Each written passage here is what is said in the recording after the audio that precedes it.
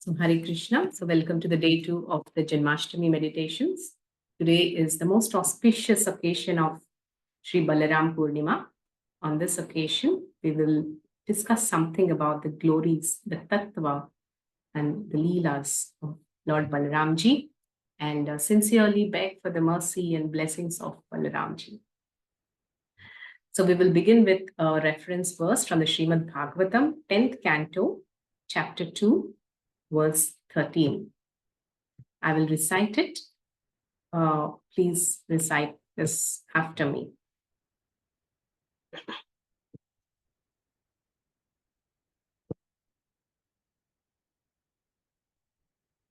गर्भसङ्कर्षणात्तं वै राहुसङ्कर्षणं भुवि रामेति लोकरमणात् बलभद्रं बलोक्षयात्.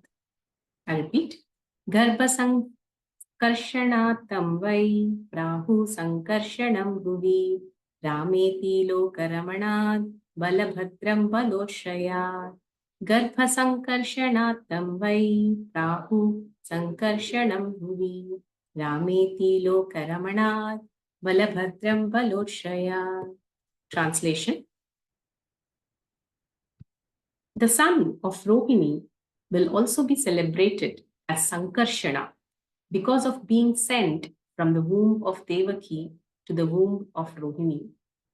He will be called Rama because of his ability to please all the inhabitants of Gokula.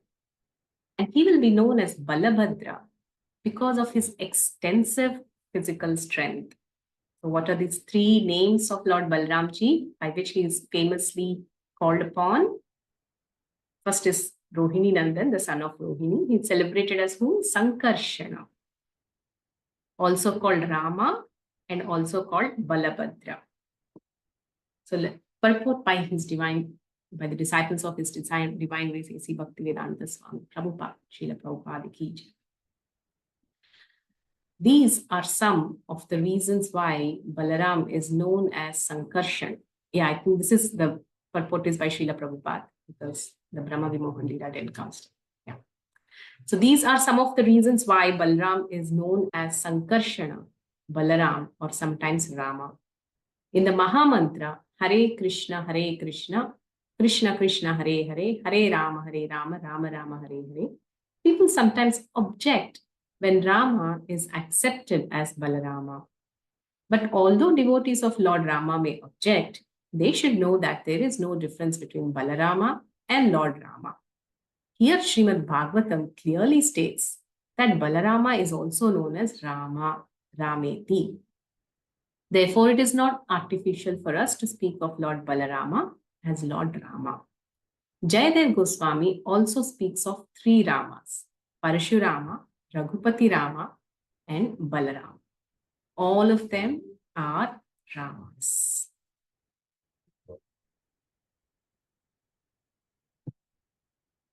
So this particular verse is in context of the naming ceremony, that was presided upon Garga Muni, who is the worshipable family priest of Nanda Baba. So this naming ceremony happened in a little incognito way, so that the news of Krishna's arrival doesn't spread far and wide. So during this naming ceremony, Garga Muni names Balarama. So this naming ceremony has a lot of significance. So in the modern day context, the name of a person and what the person truly is may not be the same. Yeah.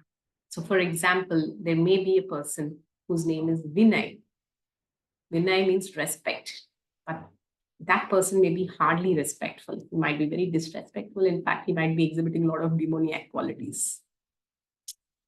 So, but in the Vedic culture, in the Vedic context, the name is very much given as per the person's propensities, the astrology, and what the person's mission is.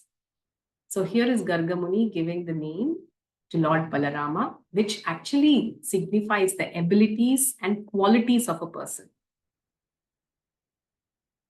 So he has given the name Sankarshana or Balarama, Balabhadra, which represents his abilities.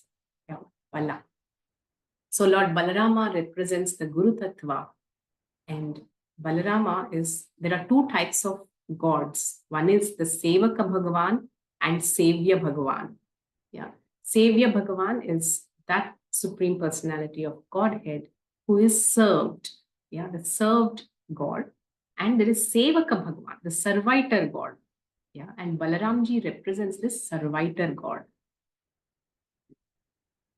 And so, in fact, Srila Prabhupada says there is no difference between Balarama and Krishna. The only difference is in their complexion. One is of the complexion of the dark rain cloud, and one is of the complexion of the freshly formed rain cloud. Yes, that's the only difference between them. Yeah, there is no difference in their tattva, although there is a difference in their rasa and the leelas. So this is, Balaram and Krishna, who are very much the same. Recently, like I was just flying from Hyderabad towards Himachal to Chandigarh.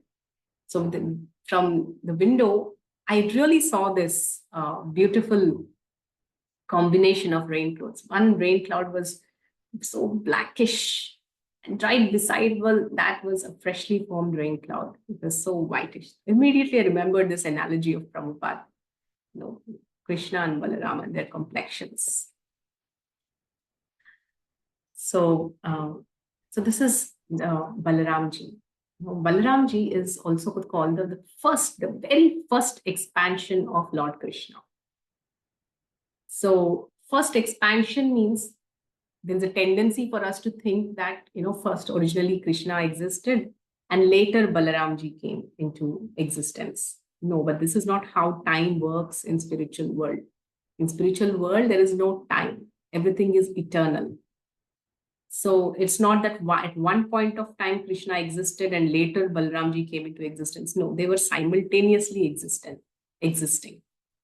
But at the same time, they are called, at the same time, Balaramji is the first expansion from Lord Krishna. And then from Balaramji comes the first quadruple expansion of Vasudeva, Pradyumna, Aniruddha, and Sankarshana. And then comes the second quadruple expansion of Vasudeva, another same, Vasudeva, Pradyumna, Aniruddha, and Sankarshana. And from the second quadruple expansion, the same Balaramji, enters into the causal ocean. So this is the beginning of material existence. So he enters into the causal existence as Mahavishnu or Karanodakshaya Vishnu. And he lies in that Karana Jala, the causal ocean. And then from his breath, from every pore of his body come millions of universes into which he personally enters as Garbhodakshaya Vishnu, and also manifests as Kshirodakshaya Vishnu, as Paramatma in the heart of every living entity. So we need to understand that the origin of all this is Balaramji himself. So Balaramji is very, very special, and one needs to take shelter of Lord Balaram to understand what it means to serve Krishna. So Balaramji facilitates the service and the pastimes of Lord Krishna. That is his seva eternally. And one exclusive speciality of Balaramji is he serves Lord Krishna in all the 5 rasas. So Krishna as Akhila Rasamrita Sindhu is the abode and enjoyer of all the rasas. And of all the rasas, there are 5 primary rasas in which love is exchanged between the devotees of Krishna and Lord Krishna himself. And these 5 rasas are the Shantaras, or the rasa of neutrality. Then there is rasa of friendship or Sakhya. There is neutrality or Shantaras, and above that is a Dasyaras or servitorship. And then there is a rasa of friendship, of Vatsalya, and of that of Madhurya. So Balramji serves in this relationship of neutrality or Shantaras as, the various paraphernalia of Krishna, as the abode of Krishna. Yeah, the Dham, like Sri Vrindavan Dham is the Dham, it's a place of Lord Krishna's pastime. So that Dham is manifestation of Lord Balaramji himself. He himself expands into the place of pastimes of Lord Krishna. Then he expands himself and becomes the couch, the bed upon which Lord Krishna is sleeping. Or, the same Anantasesh who coils around and becomes the bed on which Sri Mahavishnu is lying. Yes, in the pastime of Chaitanya Mahaprabhu, when as the little Nimai, one day he runs into his garden, and there, when the local,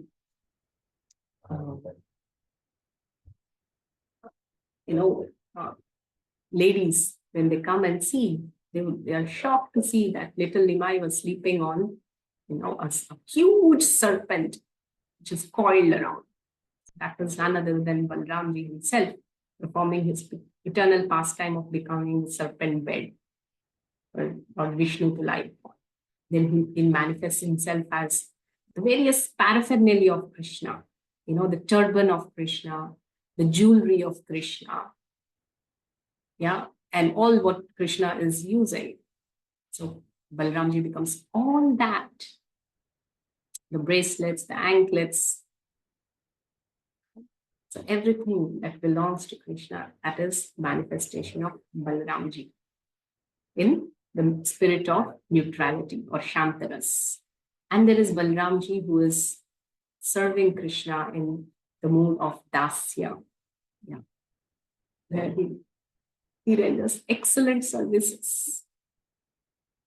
So in the mood of a friend, he's the Gopas. If you see all the beautiful pastimes of Vrindavan, when Krishna goes with all the Gopas and frolicking in the open fields of Vrindavan, Balaramji was always his constant associates. So always his constant associate. So as a Gopa, he was like a friend to Krishna. Then Vatsalya. So Balaramji was also very protective about Krishna in the mood of, a fraternal relationship, because he was elder than Krishna.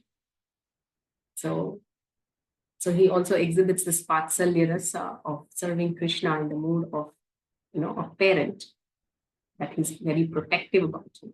Although Krishna does whatever he wants. But nonetheless, Balaramji has a bit of this protective disposition towards Krishna. Then Madhurya Ras. So Balaramji also serves Krishna in a conjugal relationship as Ananga Manjari, who is the sister of Srimati Radharani. So, and as Ananga Manjari, he serves Srimati Radharani and Krishna and their conjugal pastimes in a very confidential place called Kankan Kund. It is called Kankan Kund near Radha Kund. So there is no access to anybody, even to all the gopis and sakhis. It's a very confidential place. That is where, Ananga Manjari, who is the sister of Srimati Radharani, she serves. She offers special services to Radha and Krishna. So this is how Balaramji is serving Lord Krishna in all the 5 rasas.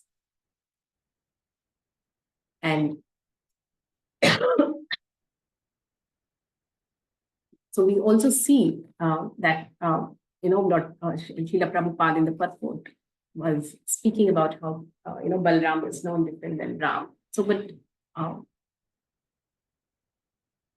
So Balaramji's one of the main service is that he facilitates the leelas of Lord Krishna.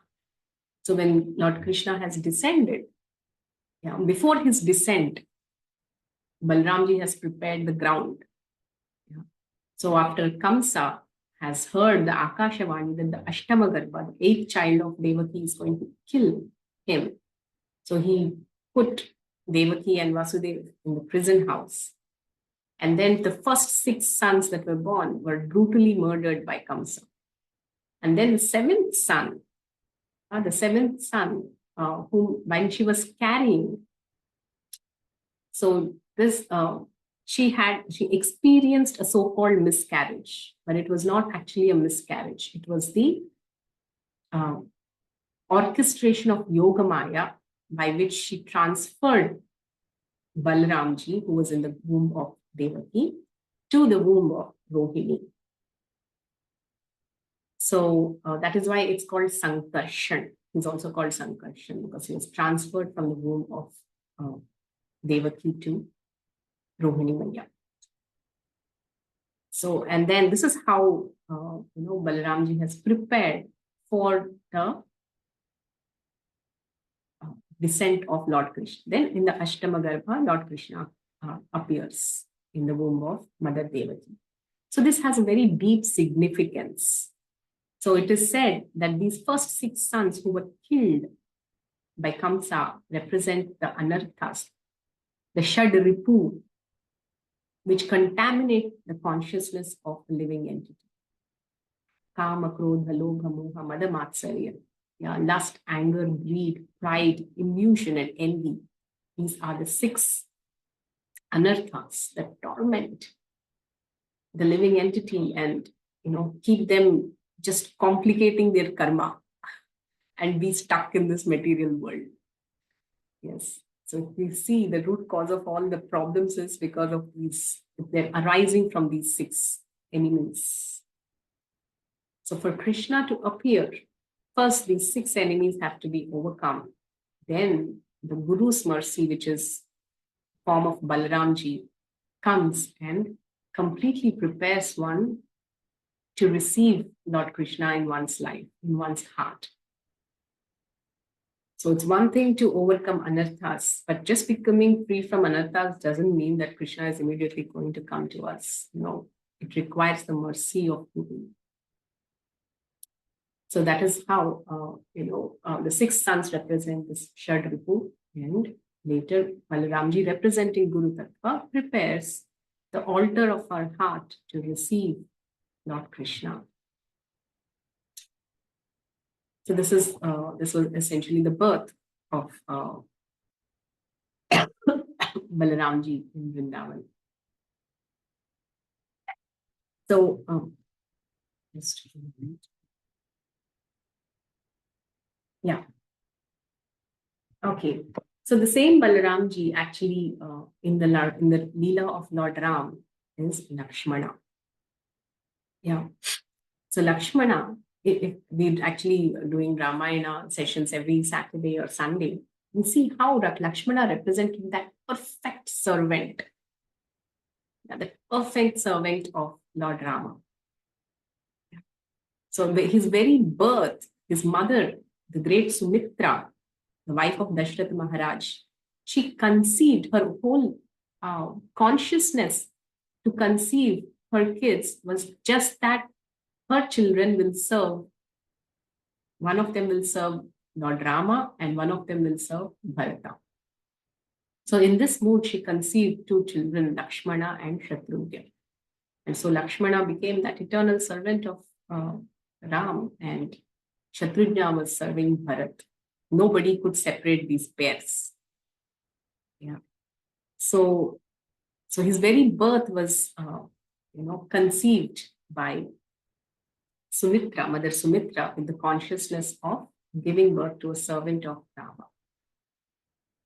So we see actually in the pastime, in the entire Ramayana, in the whole childhood, Lakshmana was always accompanying Rama, never leaving him even for a moment. Even when Vishwamitra comes and takes them to the forest, Lakshman accompanies. And even when Ram was sent to exile, there was a discussion between the famous discussion between Mother Sita and Lord Ram, that whether Sita Maya wanted to come with Ram, but Ram was saying no because it is forest. They had a discussion at least. With Lakshmana, there was no discussion only. It was understood that Lakshmana is going to accompany Ram.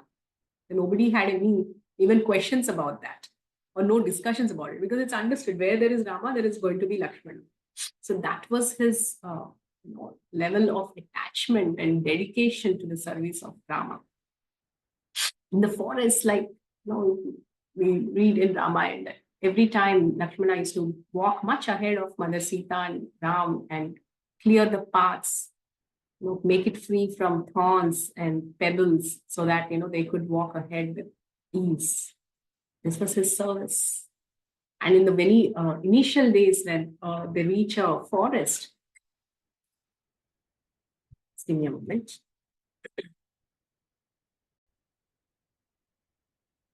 So when Lakshmana was in the forest, and one day he sees that there is one person who does not properly arrange for the bedding of Ram and Sita. So Lakshmana becomes so disappointed. It's like, no, I cannot let my Ram sleep on something like this. He just laid kusha grass for Ram and Sita to rest. So that day he takes a vow, from now onwards, I'm never going to sleep the whole of the exile period. So he instructs Nidra Devi, don't come to me for the next 12 years. Then Nidra Devi says, this is material laws, I have to obey them. So how do I fulfill? How do I do my duty? And Lakshmana says, no, my part of sleep will be taken care of my better half, who is Urmila. So that's how the entire Vanavas, Lakshmana never sleeps. And his quota of sleeping, Urmila takes it. So this was how intense Lakshmana was in his service attitude. So wherever Sita and Rama went, he used to build beautiful places of stays, like beautiful cottages, and the beautiful Parnashala. He had that excellent ability to stay. At one point of time, when they moved from Chitrakoot towards Dandakaranya, and he, when he made the entire Parnashala, and with all the natural ingredients of bamboos, leaves, straws, and everything, it was made so beautifully. Ram was so pleased that he just went and embraced Lakshmana out of affection for his immaculate service. So this is how Lakshmana represented extraordinary and immaculate seva. So in this way, he was a constant companion of Ramchandra. And even when Mother Sita was abducted, you see how Lakshmana supported Lord Ram emotionally. Lord Ram was mad in separation from Mother Sita. He was even talking of ending his life in mood of that intense separation. Because at that time, Lakshman stood by Lord Ram, supported him, he heard him, and gave that sweet advice wherever at an appropriate time, consoled him, and showed him that the need of the hour that was for them to plan and act to bring back Sita. So in this way, he supported the emotions of Lord Ramachandra. And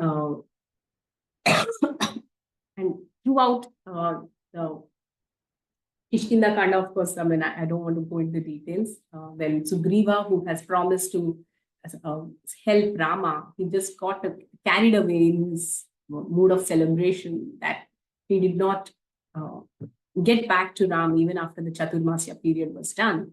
So it was at that time Lakshmana went and showed his fury and anger and shook Sugriva out of his comfort zone and reminded him of his seva to Lord Ramachandra. So this is again another very important service of a true guru. A true guru or a teacher is not somebody who always pampers. Yeah, they shake you out of your comfort zone and show you the path of seva to the Lord. So sometimes it takes that real shaking up for us to come back to our seriousness in our endeavor to serve the Lord. So after that, the later we see, throughout, Lakshmana actually has performed the most intense, immaculate, and also difficult services, very difficult services. Like, when Lord Ram has told Mother Sita to do Agni Pravesh, it was Lakshmana who had to go and get the woods to make the fire, to pile them up and make the fire. Can you imagine what kind of service that is? Unimaginable. Here is instruction of Ram, and here is his most worshipable Mother Sita, to bring a fire and make fire in which Sita had to walk in. Only Lakshmana could do that. And after that, again in the final Uttarakhand, we see that how Sita was banished to the forest because of some, this kind of a prajal power of one fisherman. Yeah. So when Sita was banished, she was, carrying, she was pregnant. So it was Lakshmana who had to do the service again. Yeah, he had to, take Mother Sita and to the ashram of Valmiki Rishi. And all through, he did not disclose it to her that, this is what we know. This is an order for me to drop you there forever by Lord Ram. He doesn't disclose it. Imagine the kind of pain he was holding in his heart. And he had to drive her. Imagine she was carrying, he had to leave her in the forest, the ashram of Valmiki Muni. And there he had to tell her the truth and leave her there and come back. So it was at that time, Lakshmana decided, I'm never going to be born again as the younger brother of my beloved Ram, because these instructions are impossible to execute. Forget it. Next life, I will be born only as his elder brother.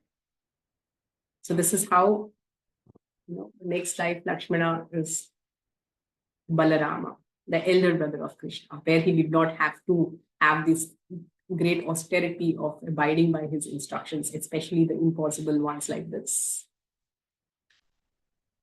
So next life as Balaramji, he spoke about the birth, and then, when he reached Vrindavan, we see all the pastimes of Lord Krishna. Balaramji was a constant associate.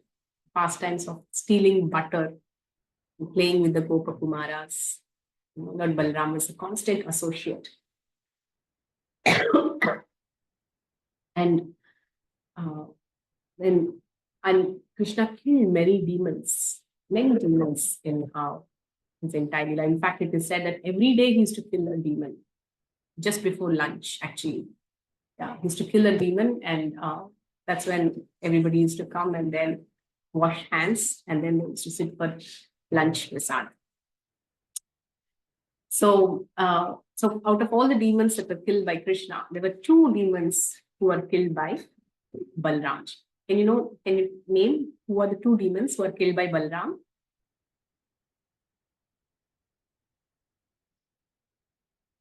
Yes, who are the two demons killed by Balaramji?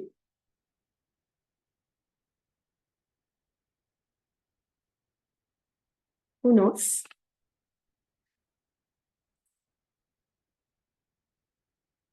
Yes. Nobody in the chat. Yes, one is Dhenukasura. Pralambasura. Yes, Pralambasura. Very good. So these are 2 demons that are killed by Balaram, Dhenukasura and Pralambasura. So Dhenukasura was a donkey demon. Yeah. So he was killed in this vana called Talavan. So if you go to Vrindavan, there is this beautiful place called Talavan. And there is temple of Krishna and Balaram. And right beside there is still the Talavan, where this pastime took place of Dhenukasura, Balaram Ji killing Dhenukasura. So Talavan is a beautiful fruit orchard that is under the proprietorship of Kamsa. Yes. And these Tala fruits are very, very juicy. Yeah, they're very tasty and very delicious. So Kamsa appointed this demon Dhenukasura so that nobody enters this forest, and he claimed this pseudo proprietorship over that garden. So somehow the Gopas did not like it. Okay, this is our Krishna's Braj, and this is for all the Brajvasis. So how can Kamsa come and claim his proprietorship? So all the Gopas, they go and tell Krishna, see, they did not tell directly. Krishna, see, this is Talavan, there are fruits, and Kamsa is doing this way, you have to, no. That's not the way to, see, we can understand how to approach Krishna, especially in the rasa of a friend. So, this is not to be imitated. This is post-liberation. So the Gopas go and tell Krishna, you know what? We heard that there are very, very juicy fruits in Talavan, and we all want to eat them. Yeah, we want to taste them. So they knew that if they say that, anything else, Krishna won't take it seriously. But if they go and ask that we want to take the fruits, then Krishna will swing into action immediately. So this is the relationship between Bhakta and Bhagavan. So the devotees want to bring pleasure to Krishna, and Krishna is equally interested in giving pleasure to his devotees. So in this way, there's beautiful rasa that is exchanged between the Lord and his devotees. So they go and say, Krishna, we want to taste those fruits. We heard so much about those fruits, and we are eager to taste them. But we heard that there is a dangerous demon called Dhenukasura. And Krishna says, don't worry, let's go. So when Krishna and Balaram enter the forest, and they see that so many trees are there with beautifully laden with these tala fruits. So they try to actually pluck the fruits, and that's when the demon Dhenuka comes, and it starts behaving in a very messy way. It shows its back to Krishna and Balaram Ji and starts braying in a very terrible voice. And it comes into the attacking mode, from behind. And this is how donkeys attack. And it starts kicking with its hind legs. So Balaram Ji then sees this Dhenukasura, and then he holds the hind legs of Dhenukasura and swirls, and just throws like a toy. And he goes and falls on the biggest tala tree, which is laden with all the fruits. And as soon as he falls on that, all the fruits fall down, as if shaken up thoroughly. So that's when all the Gopas go and, they start collecting the fruits and they begin to enjoy. And that time, actually, all the other cousins and friends of Dhenukasura also come to attack. So that's when, again, Krishna comes in. And again, just like how, swirling them like toys, they killed all the other demons. So this is how Dhenukasura dies. Shri Balaram Ji ki jai. Another demon who Balaram Ji killed is Pralambasura. So this Pralambasura is a very tricky demon, very, very tricky demon, very deceptive in nature. Sometimes, anarthas come into us in a very deceptive way. Actually, each of these demons that are killed by Krishna and Balaram represent the anarthas in our heart. This has been revealed by Srila Bhaktivinoda Thakur in his writings. Dhenukasura actually represents the gross materialistic intelligence in a person, which perverts one's intelligence to choose sense gratification over Krishna's service, selfish desires over Krishna, selfless service to Krishna. So this is gross materialistic intelligence.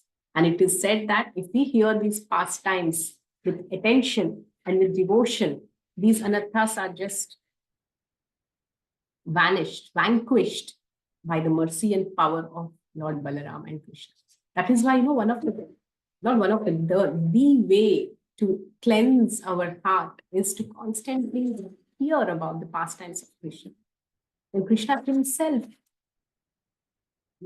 Nashtapraye Swabhadreshu Nityam Bhagavatas Sevaya Bhagavat Pratamashtoki Bhaktir Bhagavati Tada Rajastamo Bhava Kama Lobhadayasche Tetayeter Anavritti Hitam Satve Prasiddhati. Yeah.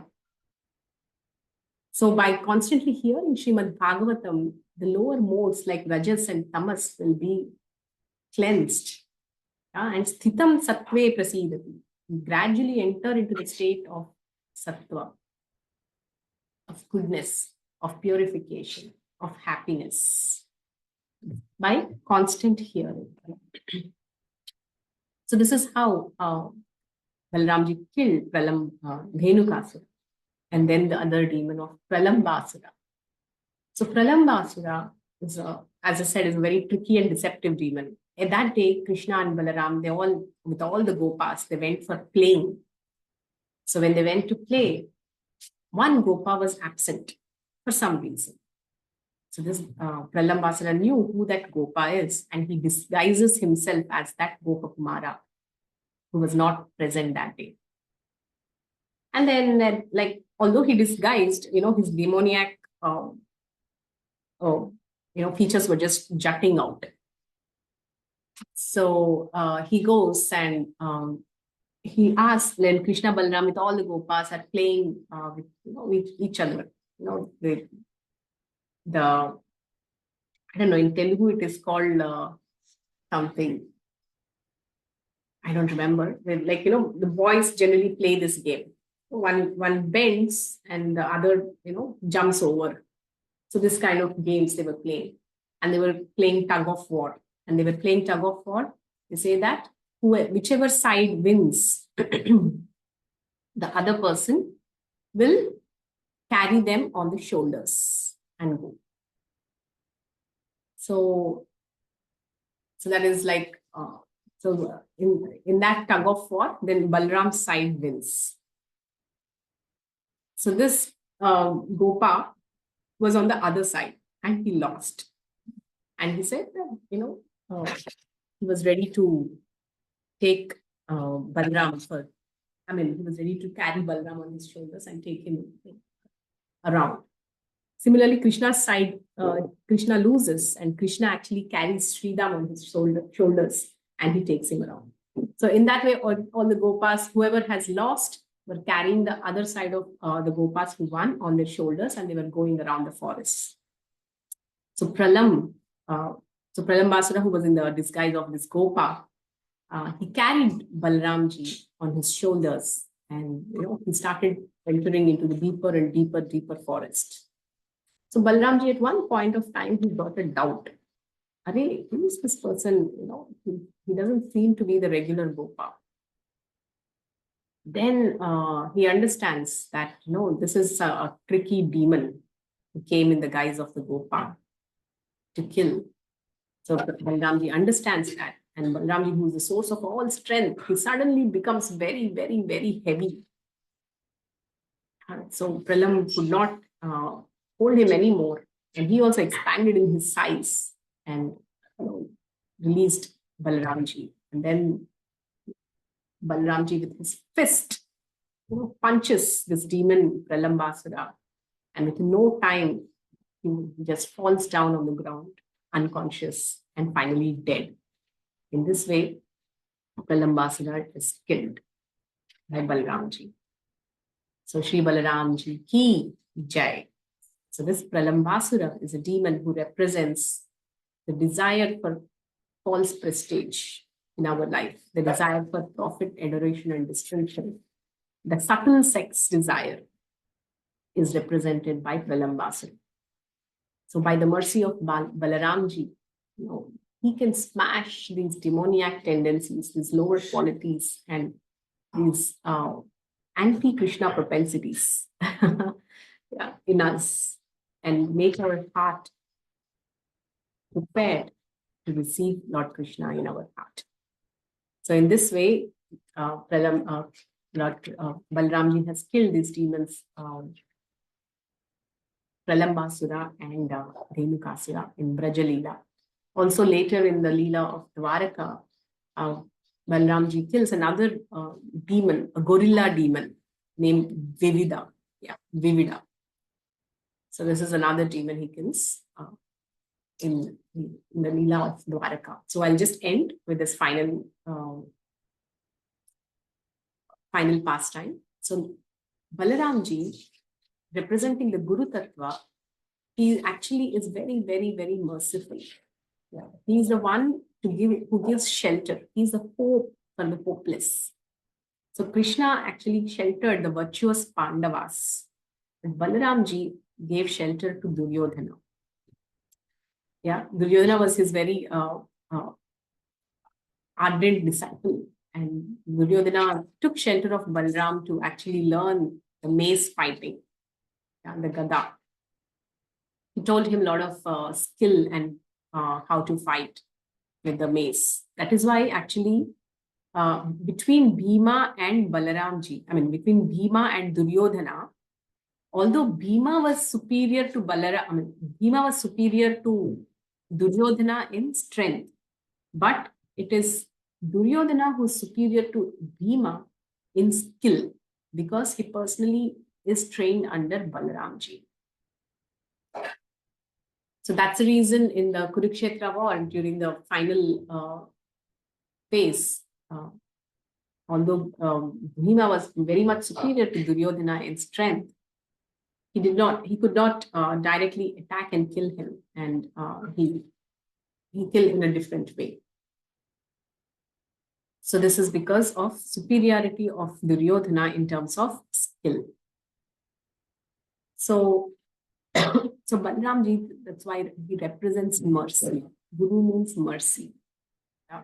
Mercy that is much more than the mercy of the Supreme Lord himself. It is said that if Krishna is not pleased with us, somehow Guru will make up for it. And, he, on behalf of us, he begs Krishna to accept us. But if Guru is displeased with somebody, there is no hope for such a person. So that is why Balaramji is that representation of mercy. And through his example, Balaramji also shows. So after this, at the time of Kurukshetra war, he did not want to take sides of either the Pandavas or the Kauravas. That is why he leads to a pilgrimage. And during his pilgrimage, he comes all the way to Naimisharanya, where Romaharsha Sutta was speaking about Srimad Bhagavatam. Yeah, and there, when he sees that Romaharsha Sutta is, he did not offer proper respects to Balaramji when he enters the assembly. He finishes him with a blade of grass, thereby telling everybody that the most important basic qualification for anyone is respecting the elders, respecting the superiors, without which you might be even a speaker of Srimad Bhagavatam to great sages around you, maybe very, very knowledgeable. Just then, actually, in this whole Naimisharanya, all the sages give a lot of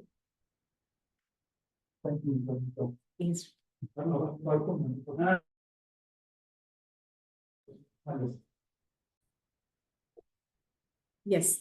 So in this way, Balaramji actually shows through example how it is very important to maintain the spirit of respect, no matter how advanced we are. We might be even the great speakers of Srimad Bhagavatam, addressing big sages in the Naishas. But if we don't have this basic attitude, the attitude of respect, then Balaramji is not going to spare us.